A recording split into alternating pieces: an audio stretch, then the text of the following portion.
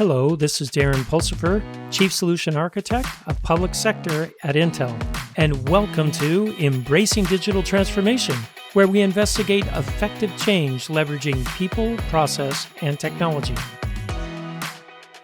On today's episode, protecting the outer walls of your castle with vulnerability scans, with special guest Matt Lembright from Censys. Matt, welcome to the show. Thank you, Darren. Appreciate it. Happy to be Matt, here. Matt it's Lembright, right? Lembright. Yep. Lembright. I got it right. Hey, fun. You got it. All right. All right. So, Matt, you're the director of federal at Censys. Is that correct? Did I get that right? Director of federal applications. Yeah. Federal applications at Censys. Matt, tell me a little bit about your background and then why you decided to join Censys. Sure. So, to start off, I spent about 8 years in the Army after college. I started off kind of on the more of the tactical side of things as an intelligence officer within the Army, and a little bit of cyber to begin with. But it was back in 2006 through 10 before cyber was really an established thing within the military. Latter part of my career, I was at Fort Belvoir with First IO Command, building up the Army cyber opposing forces, and then later took command up at Fort Meade to help build out the cyber mission forces as part of U.S. Cybercom. So that was kind of really the beginnings of bringing in the Signal Corps and the Intelligence Corps together to create cyber within the military. So learned quite a bit there. Got a lot of exposure to things that I never thought I was going to see, which was a lot of fun. Yeah. After that, helped Army Cyber out a little bit when I got out of the military and worked for another startup prior to this.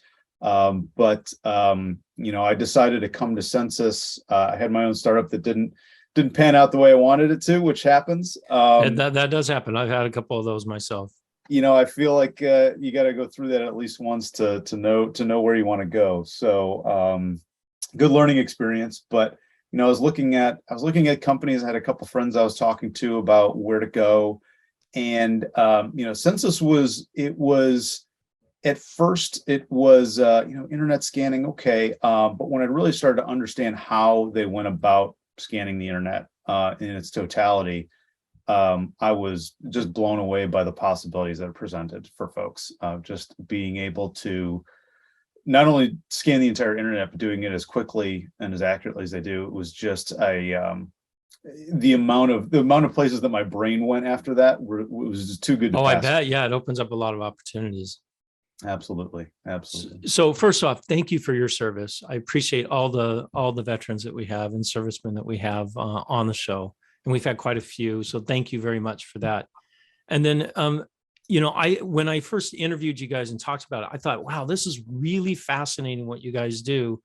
You're doing vulnerability. Well, it's really not even vulnerability scans. It's, you're scanning from someone from the external, how they would see your assets that are out there on the internet.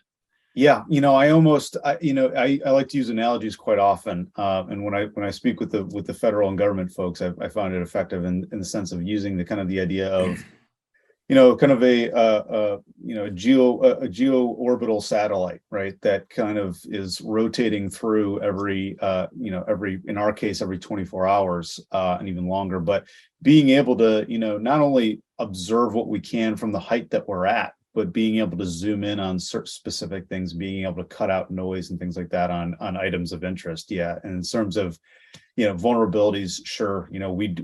We fingerprint, identify different types of software versions, vendors, all those types of things, so that when folks hear about a specific problem set surrounding a specific software version, they can find it. But that's just one thing that folks can do. So it's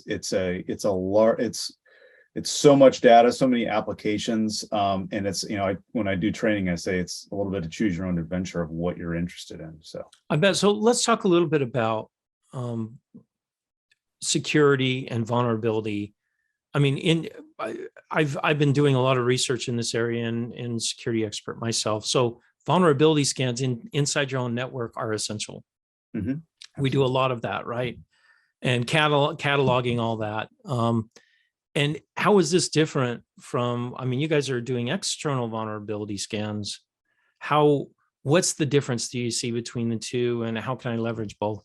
Sure, sure. So, kind of using that same analogy, what we used to call the intelligence community tipping and queuing, right? Which is, you might find out about a specific entity on the battlefield or something that you're interested in, but you need more to kind of delve into it. You want to get into some more specifics once you kind of narrow down what your items of interest are, and that's really kind of the parlay between Censys and your typical vulnerability scanners. So vulnerability scanners, you really have to feed them what you're interested in. Say, here's a block list of IPs that we want to do a credential vulnerability scan for and discover different vulnerabilities they're in of different pieces of software that have been patched, et cetera.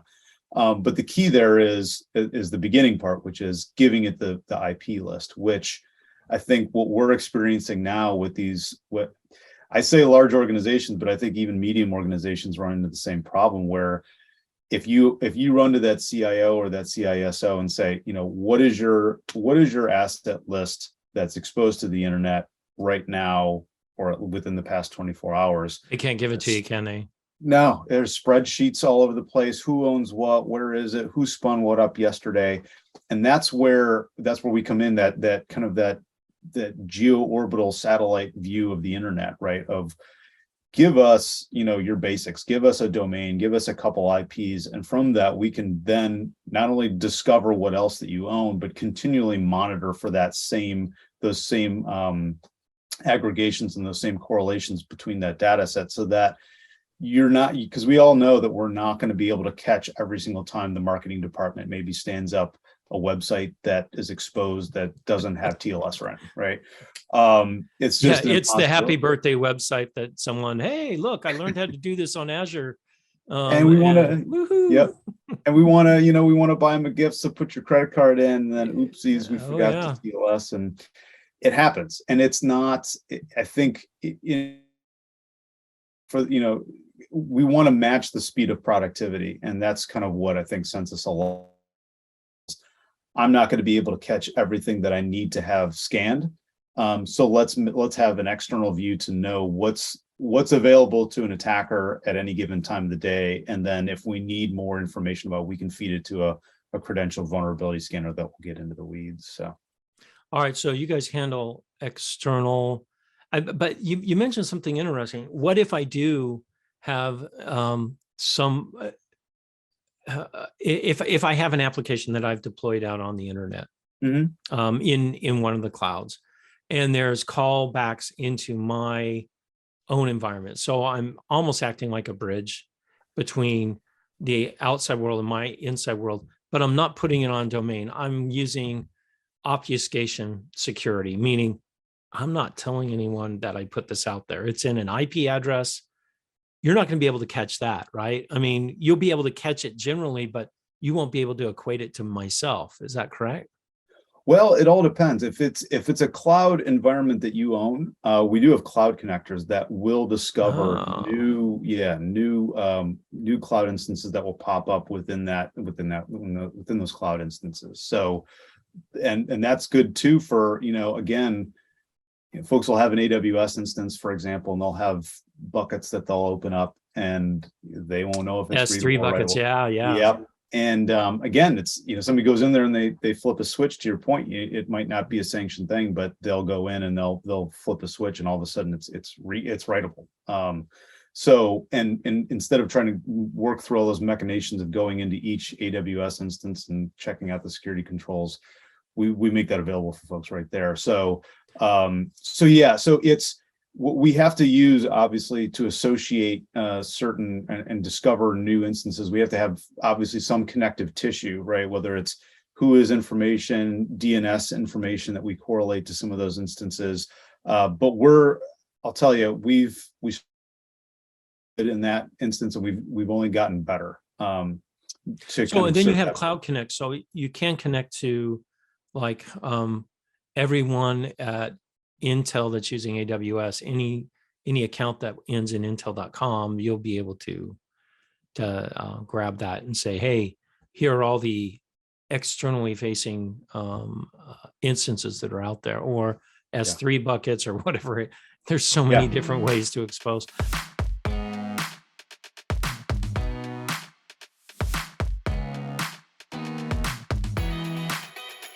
So this is really interesting to me because when we've talked a lot about security, we talked about we have this analogy of a castle, right? And it was a zero trust podcast that I did where, hey, the outer walls of the castle are important, but also the inner walls. You guys are really providing who's attacking me from, I mean, where are all my vulnerabilities on the outside walls, right? Exactly. Yeah, exactly. And kind of to use that analogy too, is that it's, because I've thought about, the same, using that same kind of castle doctrine idea too, is that, you don't want to just rely on, yourselves looking at, you don't want to just rely on the cameras. You don't want to just rely on the sentries. You want a roving security patrol that will see something before it gets there. You can observe it as an attacker would, right? Kind of do that red teaming, kind of on a consistent basis. And that's, I wouldn't call us a red team, right? But, we are able to highlight things that a red teamer, an attacker would attack. So exactly. Back to the castle, I have a jester that's like, hey, I think it'd be cool to let this drawbridge down, right? AKA a software developer like myself who says, I don't care about security. Most software guys don't. No, it's all about free access, open up ports wherever I need them. This could catch those sorts of things that I put out there, right? I put out there inadvertently exposing the castle to have the marauders come in and take over, right? Yeah, absolutely. And, because I think that's an important point too, in the sense that, folks are just trying to get their jobs done, right? Yeah, and you might have a dev that's working in a dev instance that they don't think they're not intending it to expose it. Right. Yeah, it's inadvertent. Yeah, and it's and instead of, it's everybody, mistakes will happen. I think the idea of kind of saying that they never will is you still have to watch out for it, right? So you still want to keep a lookout for it, and that's what we're able to do without a lot of, we don't have to have a meeting with dev every single day to confirm all this stuff. We can kind of do it on our own, so to speak, which I think is good. There's another point I was going to make that I just slipped out of my head, but I know what I was going to say too. The other thing that we're looking at that we've started to do is take a look at JARMs, if you're familiar with those. No, I'm not. Explain what a JARM is. So I'm no JARM expert, but my research that I've done on it, right, it was, as I understand it, developed by Salesforce, and the idea was kind of around the idea of basically using some TLS fingerprinting on specific servers so that they could, when they deployed servers, they could make sure that it matched this TLS fingerprint. Okay. And then by extrapolation, you can kind of see then the anomalies where it doesn't match the JARM fingerprint. Those would stand out. Similarly, when folks are looking for things like, so I think that's kind of where I was going with, being able to look out for architectures that you want to be in a specific configuration and find some. And that are not. So, all right. So this is really, what you guys really provide then is, and I went, when you guys showed me this stuff, I of course went and checked, Sure. It's pretty cool. You provide a picture of the whole internet, all the endpoints on the internet, what's running behind it, behind that endpoint. It's pretty darn scary. I mean, come on, Matt, it's very scary. Absolutely. So aren't you just giving another tool to hackers and high school script jockeys that, hey, I'm gonna take down the NSA today, right? I mean, aren't you just giving them more tools? Come on, Matt. Great power, great responsibility, right? It's yeah. Well, the first thing I say too is that the folks that are looking to do bad things, whether they're nation states, whether they're individuals, they're doing this already. They're already seeing what we see. They might not see it on the scale that we see it, but they're the GRUs of the world and the FSBs of the world doing what they do. They've located targets and they're doing the scans that we're doing already using some of their own tools. So our mentality is let's give the same even the playing field problem. Yeah, let's give the same tool set to the folks to the defenders that don't get to see that all the time, that don't really get to do a lot of this external visibility at scale. And the other part of that too is, on our attack surface management side of the house, it's it's easier for us to control that, right? Because we're interacting with folks.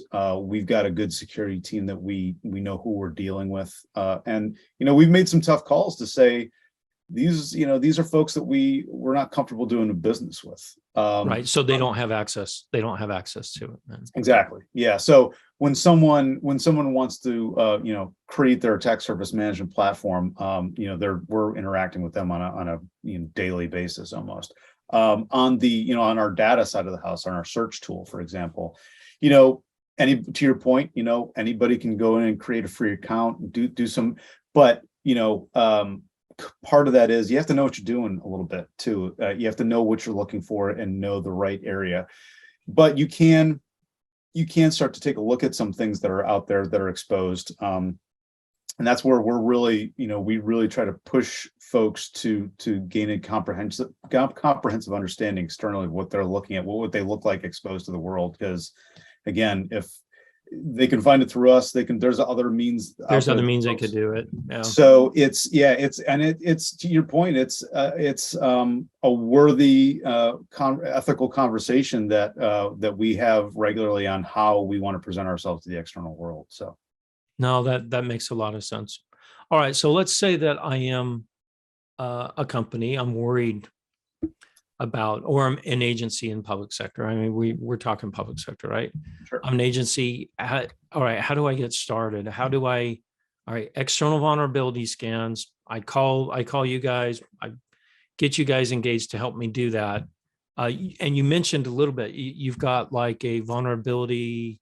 What do you have to offer me besides just all this data on how exposed I am? Sure. Absolutely. So if we're talking about our attack surface management platform, right? When they're worried about software vulnerabilities with us, there's a couple things that we surface right off the bat. One of those things is end-of-life software. That's a real easy thing for us to do because we're really good at fingerprinting that software. We're really good at identifying where it is, what hosts that are tied to, and highlighting when it's end of life. That's a pretty easy correlation for us to make. And for anybody that sees that, even if they've done patches, that still can be a priority for them because they're like, it's only a matter of time until somebody figures out another vulnerability. This thing, we need to get it off our books. We need to find a new like Apache Server 1.0, right? I mean, exactly. Yeah, it's still be running that. Yeah, and they want to get ahead of that, especially leaders. They go, it might be end of life, it might be patched, but at the end of the day, we need to find out a solution for this in the future.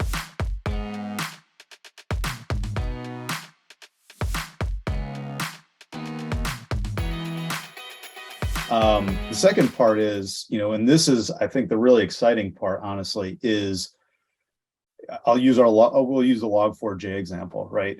When that dropped, our researchers immediately went into let's catalog everything that we can that has a Log4j dependency, and then basically let's alert folks to a risk within the platform. So very proactive then in that exactly case. Yes.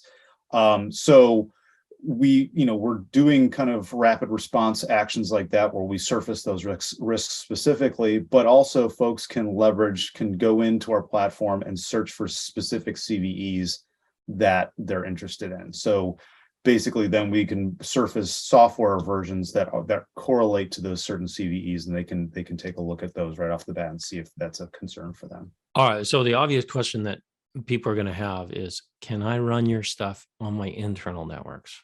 Because, I mean, you guys you're doing a great job on the external. Internal, I want to do the same thing. I want one place to go to see where my vulnerabilities are. Can you guys do that, or do you integrate with someone? I mean, I don't want all these different systems all over the place. Totally, yeah. And for folks that are looking for kind of a one set, because they're going to have their endpoint management services and protection services that they're using too. So that's really where our SIM integrations come in, our integrations with the Splunks and XORs that are out there.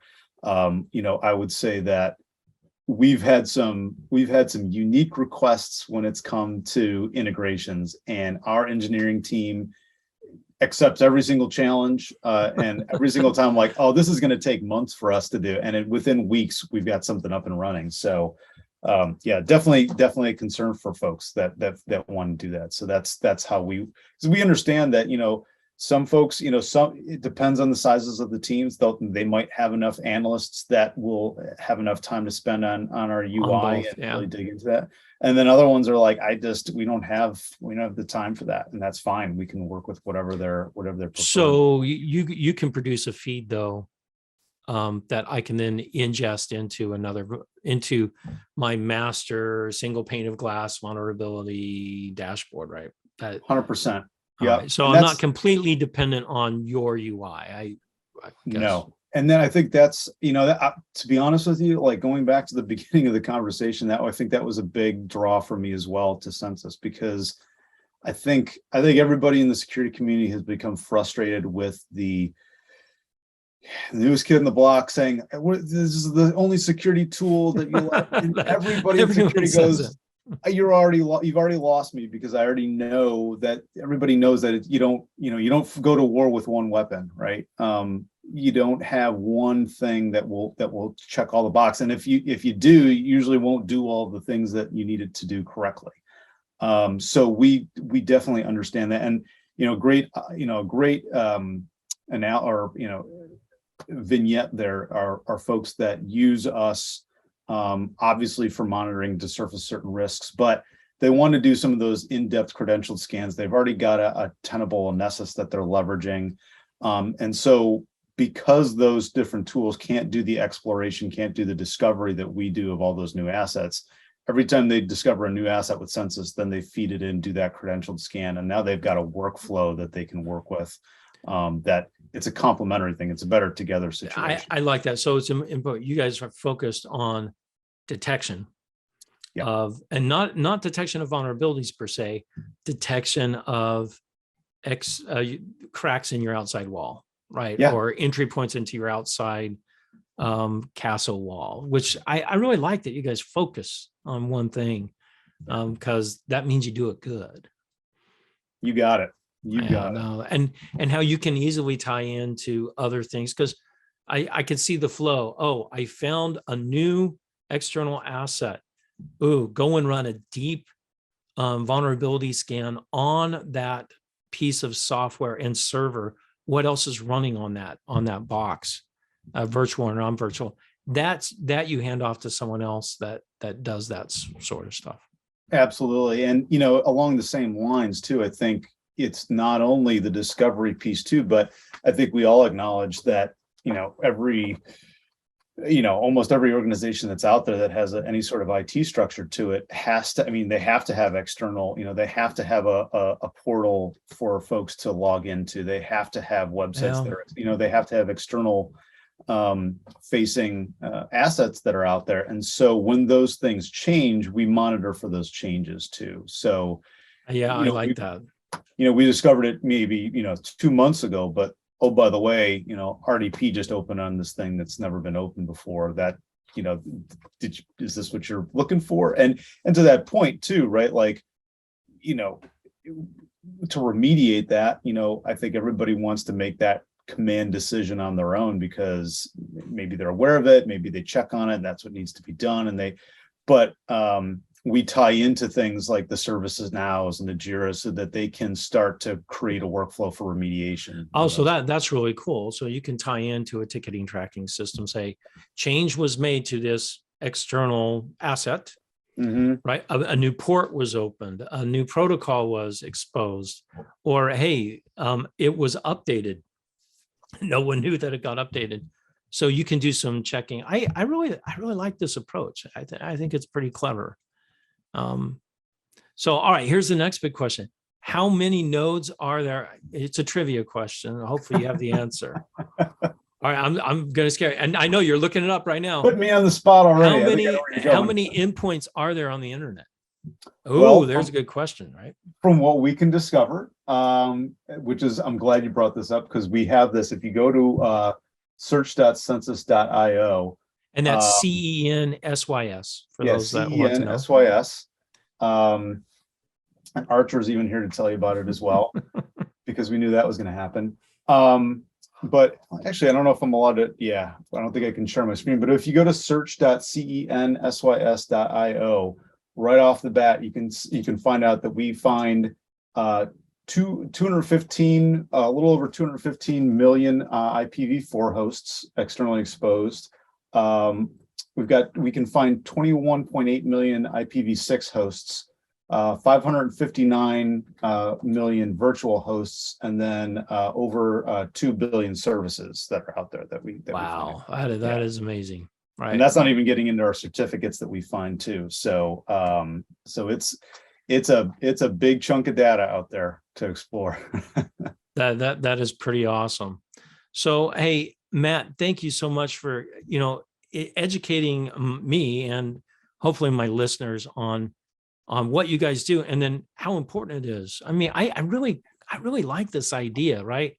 Thanks. A third party doing scans, helping me identify my valid and possible vulnerabilities to the outside world on my secure fortress or whatever I want to call it. Because we all know having a fortress that you don't let anyone in doesn't do you any good. Right? It dies, right? It dies. It dies. You're right. I can't get food in. I can't, so we need this, but we also need to monitor it and pay attention to it. So I like what you guys are doing. I think it's a well worth product that you guys have and well worth endeavor that you guys are heading out towards.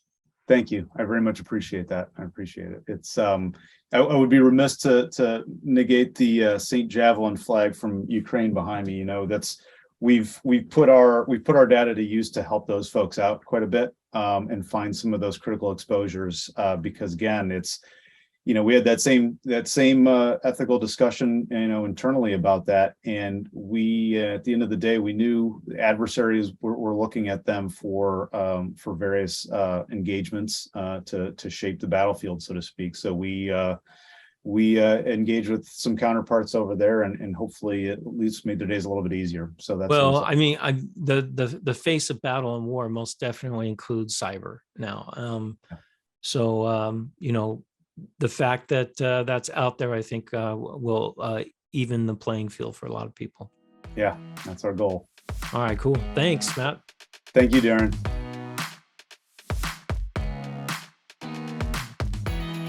Thank you for listening to Embracing Digital Transformation today. If you enjoyed our podcast, give it 5 stars on your favorite podcasting site or YouTube channel. You can find out more information about Embracing Digital Transformation at embracingdigital.org. Until next time, go out and do something wonderful.